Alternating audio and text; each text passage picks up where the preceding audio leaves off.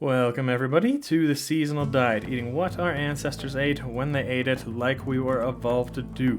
Today we are speaking about goat meat, an animal that has a long history in our ancestral diets and it has been an important part of our evolution. But in Western culture, it's almost completely disappeared from our native cuisine in recent centuries. And in this video we will uncover why.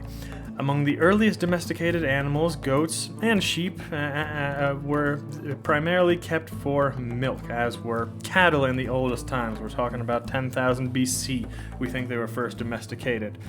It's believed that modern goats were domesticated from the wild Markhor goats or the Bezoar goats in Western Asia 9,000 to 10,000 years ago. Wild Markhor goats are still found in the mountainous regions of Afghanistan, Iran, and Pakistan today, and it is that history and evolution that scientists attribute goats to being some of the most adaptable animals that survive in the harshest conditions and can survive on the widest variety of plant foods. Evidence from 9,000 years ago in Iran suggests that only a few male goats were kept for breeding, while the rest of the male goats we found in the archaeology were culled at about 2 years old only. Females, on the other hand, they lived longer due to their ability to provide milk and offspring. And this practice still persists to this day. So we can see that this far back, goat meat was being used to eat. Goats have been significant in various cultures throughout history, often celebrated in art, literature, religion, and mythology. The Mesopotamians, they wrote poems about them, but also created golden sculptures and even worshipped goat deities. Throughout the world, goats have been traded as valuable sources of meat, wool, and milk, and they are mentioned in multiple religious and philosophical texts, including the Bible, Buddhist scriptures, Confucian writings, and also mythologies from around Europe. In Greek mythology, gods were often depicted as being nursed with goat's milk, and these writings are all from about 2,000 to 3,000 years ago, or even before. Even later on in that, the first texts that we find coming from the north of Europe, we find myths about goats being used for their milk and meat.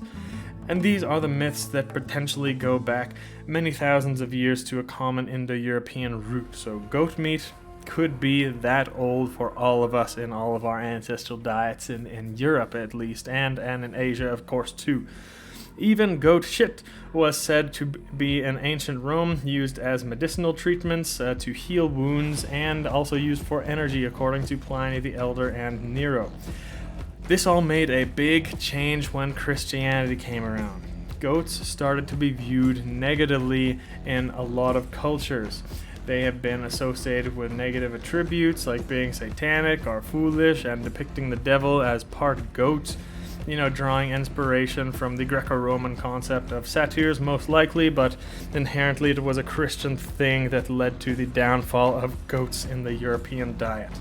Now, of course, they brought a bad name to goats, anywhere from about 2,000 years ago to 800 years ago, depending on when Christianity was introduced in the various parts of Europe or other places that the Christianity came into. And that is when goats started to become a much more rare part of the European diet. Of course, they still used goats for milk in many places, and they used goat meat in European cuisine, continuing in some places like Greece, for example, or more remote rural villages around Europe. But it has decreased incredibly, especially considering it was one of the most common meats in pre-Christian times, especially in the winter time. Goats were used for cooking very much, but not anymore today. But most people aren't Christian anymore today in the West, so we could very easily bring goats back into our diet. Why don't we? Goat is actually leaner and healthier and contains less cholesterol and fat than both lamb and beef, so it is one of the most healthy red meats. And it's still a very resilient animal and requires very little maintenance and care and can, eat almost anything if you feed it, so it's very low maintenance. The reason we don't eat a lot of goat today is largely economical.